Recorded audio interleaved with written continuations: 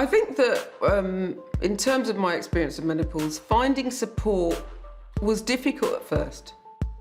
Again, because I was focused on my mental well-being and I hadn't put the two together. So the first thing I did was actually take myself into therapy, and that was a big help. But the other thing I did was I kind of reached out to my own community.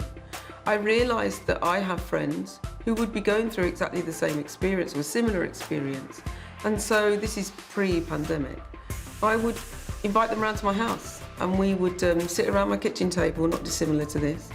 And we would talk. I'm a teacher, so I did a worksheet and I gave them pens, And I'd say, so what? We'll go around in a circle. What's the best thing about growing older? What's the worst thing? And what we found is that we were all experiencing menopause, but in slightly different ways. We had slightly different symptoms, and we swapped remedies. For me, what was important was to be able to do two things. One, gather my people in real life, but also I would speak a lot about where you're happy. And I think also that my mission is about making sure that once people are prepared to experience menopause, it can be the most liberating time of your life. It is not a death sentence.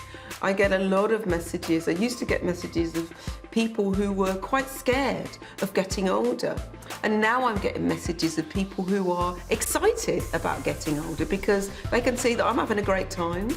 You know, sometimes you have to be be the change, you know, and I realised that it was time that I stepped up. So I did my own research and I ended up starting a podcast called Menopause Whilst Black.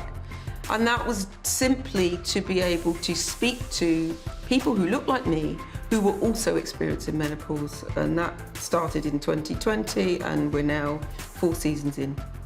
And it's great and I love it.